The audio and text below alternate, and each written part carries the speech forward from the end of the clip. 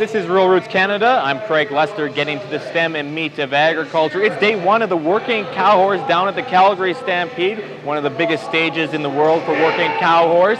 I guess what we'll start off with here is to introduce our analyst for this afternoon. It's Jared Sherman from Sauter Glen Ranches. Welcome to the show, Jared. Thanks, Craig. Good to be here. All right, Jared, tell us a little bit about yourself and where you come from and your connection to working cow horse. Okay. I'm Jared Sherman, and I grew up and live currently on a cow ranch. We run a lot of beef cows, and we use cow horses on a daily basis. So this is an event that showcases some of the most elite working horses in our Western culture. So these are horses that you'll see today. Their great athletic ability, their ability to read cows, their ability to rate cows, and their ability to handle pressure, and also compete under reining performances, a cutting performance, and down the fence. So we'll combine all those things a little bit later when I analyze it, and this is the elite part of what a horse is. Right, and as Jared was just alluding to, he's going to be analyzing things. We're also going to get him to go into the minds of the judges and the riders as they're competing in this event in a few minutes here. But first, I sat down a few minutes ago with Jim Dobler from the Working Cow Horse Committee to talk about this event and the popularity of it. And here it is. All right, we're talking to Jim Dobler here from Delburn, Alberta. Jim, welcome to the show. Thanks for having me. All right, so tell us a little bit about Working Cow Horse. Just walk us through the event. Well, Working Cow Horse is basically derived from the Spanish vaqueros. When they'd come over, they'd brought cattle horses with them. And it was a way that they worked their cattle back, worked their horses with cattle. The training methods of them has been carried on over the generation, from generation to generation, which is probably a couple hundred years old. Typically, it was the cowboys on weekends when they're not working the cattle, they would have a little competition to see who had the best trained horse.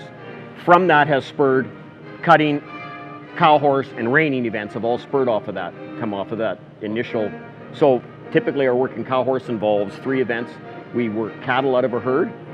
We have a reined work, which is a pattern that is set by the governing body, and a single cow work in the arena, which seems to be the draw for everyone. That's the danger part of it. So you said it's several hundred years that this dates back, 1700s, is that yes, about exactly, right? Yes. That's fantastic. How popular is the sport now?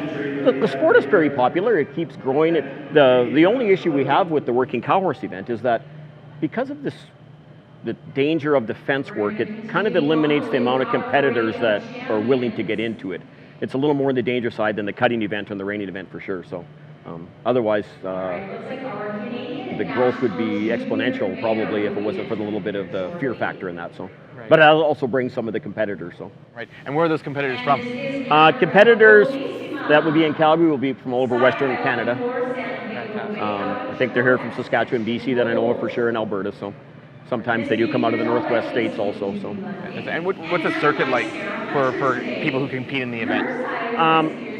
I'm on the board for the Alberta Rein Cow Horse Association. We've been in existence a little over 30 years now. We have a show circuit, competition circuit that runs probably from A until the middle of September each year. Throughout basically southern and central Alberta, the events are held. And it's capped off with our snaffle bit for charity, which is for 3-year-old horses in Nanton, Alberta this year, and that's September long weekend. So. Now, a competitor wants to take part in the Calgary Stampede. How do they get the invite? Well, there is no real invite for the Calgary Stampede. It's an entry basis, but through the year, most of the competitors, since we have trainers and non-pros here, I'm a non-pro, which means I don't train horses for a living. You basically do it on whether you think you have enough horsepower and the skill set that it's involved to show here. So. Fantastic. How many competitors will we see here today? We'll see probably about 42, I believe, between 42 or 44 between the 3 different divisions. So. And how about the competition level here compared to other events? This is probably the highest level we have all year. For some reason, as everyone knows, the Calgary Stampede brings out the best in everyone, and it's a lot of their people. This is the crown jewel for the year to come to, is the Calgary Stampede. So. All right, Jim, anything you'd like to add that I haven't asked you?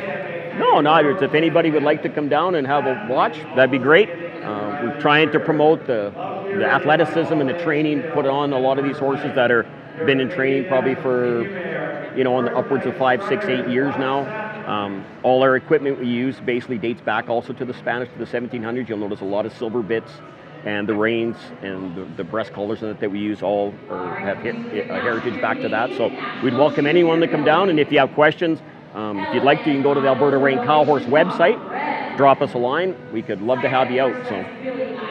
Jim, thank you so much for your time. You're welcome. Thanks for having me.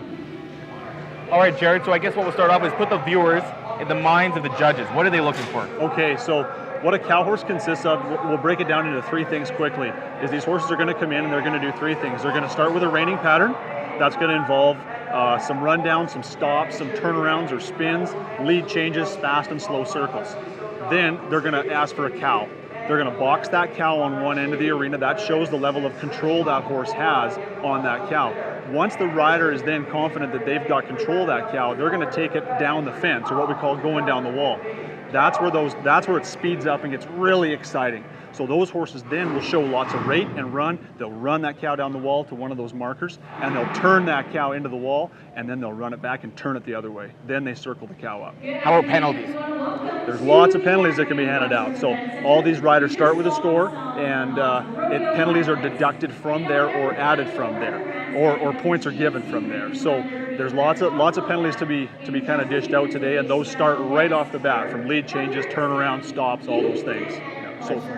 And so he's keeping in mind everything that's going on, what's going through the mind of the rider as he comes in, him or her comes into the ring. So a lot of these riders have been doing this for so long that they're very, very seasoned in this show pen, and they know exactly what they're wanting to do, exactly what that horse needs to do.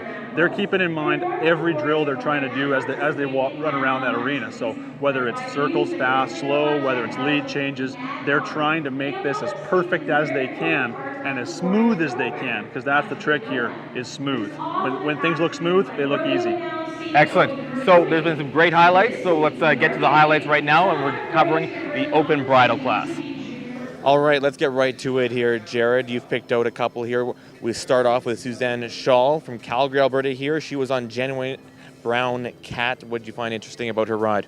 Sure. So this was a great run. Susan Shaw did a great job. This is a great mare. We started off, this horse is nice, loose rein, framed up on her own, all through those big fast circles. This is an effortless maneuver for this horse. Smooth speed transition, which is something these judges are looking for, is just making things really smooth and effortless. So the speed transition from slow or fast to slow was really smooth.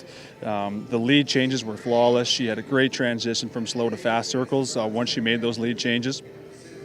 She had a smooth rundown, gained speed consistently right to her first big, huge stop, and this horse can really stop.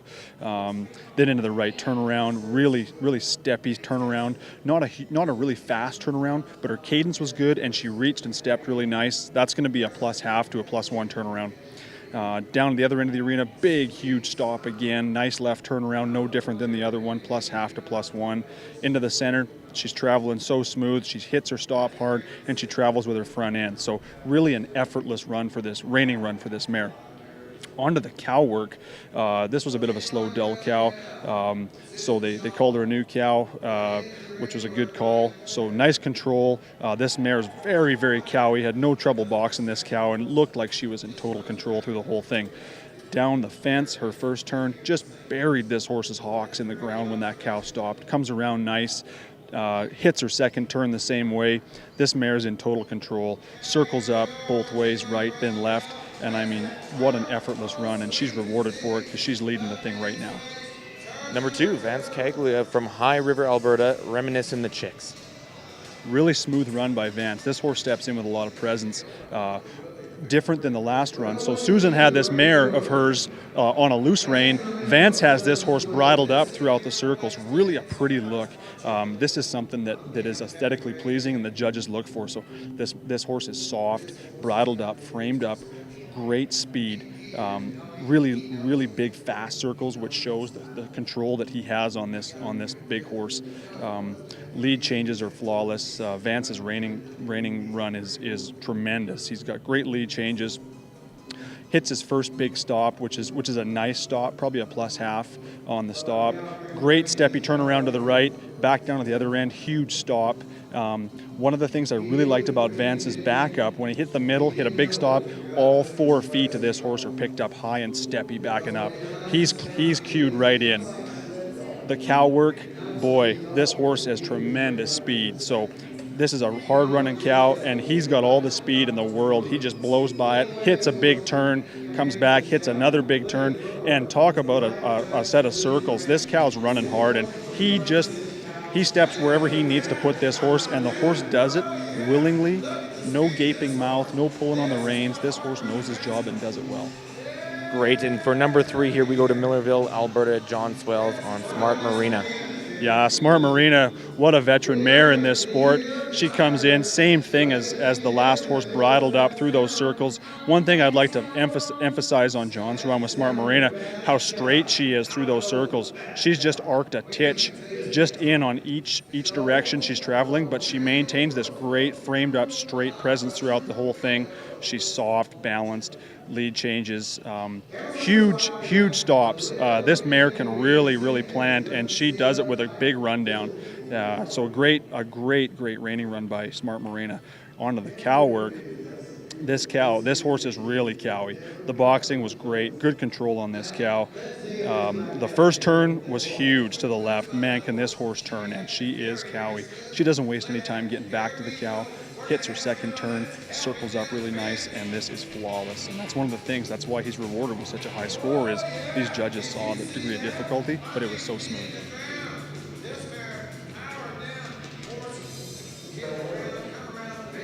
All right, and number 4, we go to Abbotsford, BC, and Kaylee Wilson with Prickly Plate Ox. Jared. You bet. So great reining run by Kaylee on this gelding. Really smooth, pretty large circles, bridled up and very straight.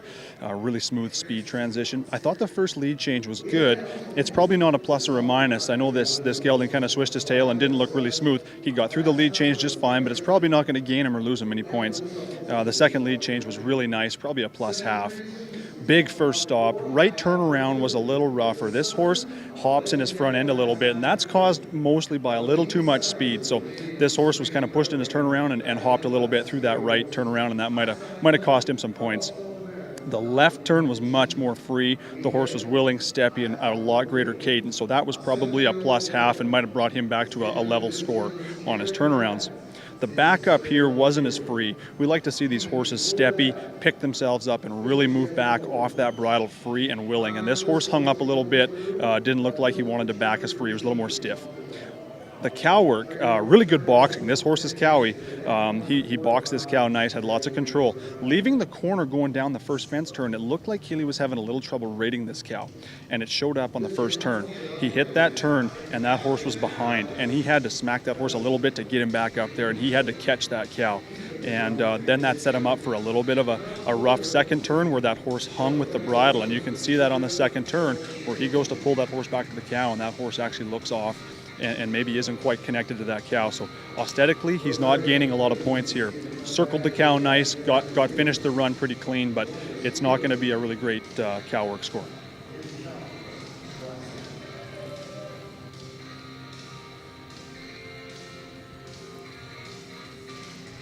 So we've had quite a run today. Hey, Jared. Right, yeah, it's been a great cow horse show. The non-pro was exciting, some great horses. The Hackamore class, probably the best Hackamore class we've seen in Calgary here for maybe the 14 years it's been going on. And the bridle class, wow, some great finished bridle horses here. So it's setting up to be really exciting finals day tomorrow. All right, so just set us up for tomorrow. Sure, so I'm not sure how all the aggregate scores kind of came in today, but it looks like the judges have kind of got the best horses sorted for sure. So what's happening is we've got the non-pros coming back. They're gonna fight for in order of go. They're gonna fight for champion reserve and champion non-pro bridle. Then we're gonna move to the Hackamore class. We call the Derby horse or Hackamore class. They're gonna compete for the open Hackamore open Hackamore champions and reserve champion. Then to the big ones. That's the finished prestigious bridle horse. That's where the money is in this deal. So they're going to compete for champion and reserve champion open bridle horse tomorrow. So what goes on this evening? What do the riders do for their horses at this point? Right. So the guys coming back to the finals tomorrow that are in competition or have a chance at this deal, obviously they're there for a reason. They don't have to do very much. They're going to go home. They're going to take those horses, probably cool them out, feed them lots, whatever they need to do. There's going to be some tweaking. You can bet if there's something that they don't feel that's right, whether that's in a turnaround, whether that's rating a cow, there's going to be horses working cows tonight. Not too much, because they can't burn the engine out on these horses, but if there's little things that they're going, hey, my horse hung up on the fence to the left, they're going to fix that tonight. Excellent. Setting up for a great day two. As we mentioned earlier, you're the seed stock manager at Sauder Glen Ranches. Let's talk about replacement bulls at this time of year. Yeah, you bet. So obviously breeding season's underway. This is a pretty crucial time of year. This is what it all comes down to. If you got open cows, you don't have calves next spring. So turning bulls out, there's going to be wrecks. There's going to be lots of that stuff happen. We've got lots of bulls around, and we just want everybody to know that if you have a wreck or you need bulls or you need more herd sires, give us a call anytime. It's what we do. Sounds good. And they can find out the information at sauderglen.com. That's right. Go to sauderglen.com. All the bulls are on the website. All the contact info's there. All right, we're looking forward to day two. Again, Jared Sherman will be back for our coverage here at the Calgary Stampede of the Working Cow Horse Bridle Class. For Rural Roots Canada, I'm Craig Lester, getting to the stem and meat of agriculture.